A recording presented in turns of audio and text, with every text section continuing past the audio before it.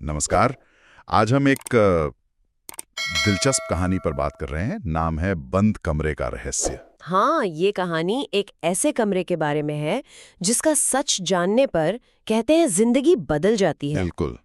तो आज हम इसी कहानी के गहरे पहलुओं को, उसके डरावने एलिमेंट्स को समझने की कोशिश करेंगे। चलिए शुरू करते हैं।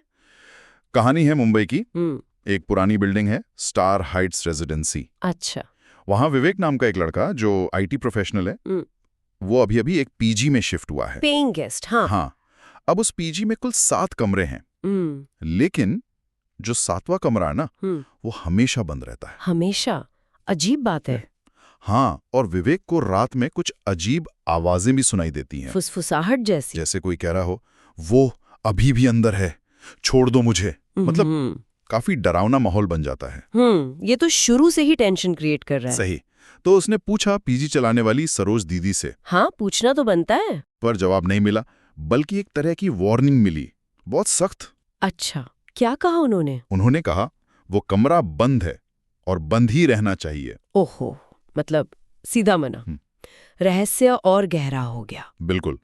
लेकिन अब आपको पता, इंसानी फितरत, जिज्ञासा। हाँ, वो तो होती है। मना करो तो और ज्यादा जानने की इच्छा होती है। वही हुआ। एक दिन काम वाली बाई हैं शांता, वो गलती से उस कमरे की चाबी वहीं भूल गई। अरे! और विवेक ने देख लिया होगा। हाँ। विवेक ने मौका देखा और ताला खोल दिया। यहीं से कहानी एकदम पलट जाती है। बिल्कुल। ये कहानियों में होता ही है, चेतावनियों को अनदेखा करना। सही। और ये दिखाता है कि जो जानने की इच्छा है, जिज्ञासा, वो कितनी तेज होती है। मतलब मनाही के बावजूद वो खतरा मोल लेते हैं। हाँ, जैसे विवेक ने किया। जी। दरवाजा खोला तो एकदम ठंडी हवा का झोंका आया, जैसे बरसों से बंद हो। और अंदर का सीन तो और भी भयानक था। दीवारों पर लाल रंग के हाथों के निशान थे। बाप रे, हाथों के निशान। हाँ, और एक कोने में लिखा था, मैं वापस आऊंगी। ओहो, ये तो बहुत ही डिस्टर्बिंग है। हाँ, किसी के भी रोंगटे खड़े हो जाएं। पर बात यहीं खत्म नहीं हुई। और क्या हुआ? अचानक कमरे में एक पुराना फोन पड़ा था, धूल से भरा हुआ। वो बजने लगा। पुराना लैंडलाइन फोन? वो भी बजने लगा। हाँ। विवेक ने हिचकिचाते हुए उठाया। जाहिर है। तो दूसरी तरफ से एक लड़की की डरी हुई सी आवाज आई।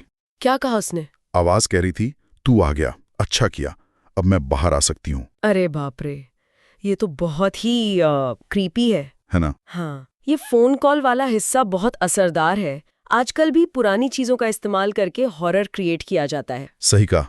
फोन जैसी रोज की चीज जब ऐसे किसी अलौकिक घटना से जुड़ती है ना, तो वो जो सुरक्षा का भाव होता है वो टूट जाता है। हाँ, डर बहुत पर्सनल लगने लगता है। बिल्कुल। और ऐसा लगता है कि वो जो भी शक्ति है कमरे में, वो जैसे विवेक का ही इंतजार कर रही थी। जैसे उसने फोन रखा, हालात और बिगड़ गए। क्या हुआ फिर? कमरे का दरवाजा धड़ाम से बंद हो गया अपने आप।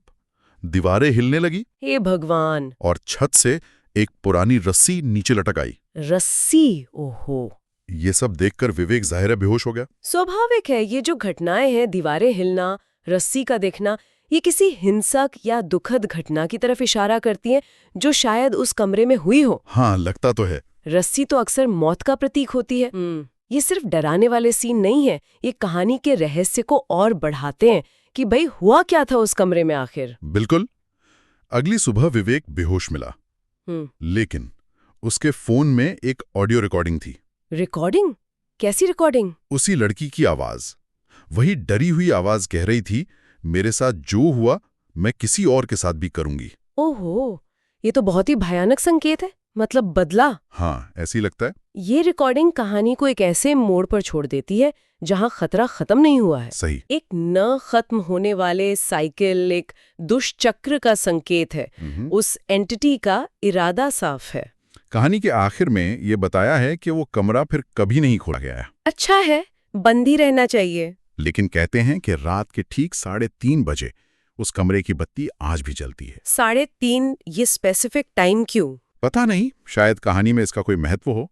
और ये बात अब तक है कि जो उस कमरे का सच जान लेता है वो पहले जैसा नहीं रहता। विवेक के साथ भी शायद कुछ बदला होगा। ये कहानी हमें कई सवालों के साथ छोड़ जाती है। वो रिकॉर्डिंग एक अंतहीन चक्र की बात करती है। हाँ। तो सोचने वाली बात यह है कि क्या वो कमरा खुद ही उस शक्ति का एक पात्र बन गया है, एक मीडियम, या वो सिर्फ एक जगह है जहां अतीत की कोई त्रासदी आज भी गूंज रही है? अच्छा सवाल है। और ये रात 3:30 बजे का क्या मतलब हो सकता है? क्या ये सिर्फ एक डरावना समय चुना गया है, या इसका कहानी की पिछली घटनाओं से कोई कनेक्शन है? हाँ, ये कुछ ऐसे पॉइंट्स हैं जिन पर पाठक या सुनने वाले कहानी के बाद भी सोचते रह सकते हैं। बिल्कुल। कहानी का असली असर शायद इसी अनसुलझे रहस्य में है।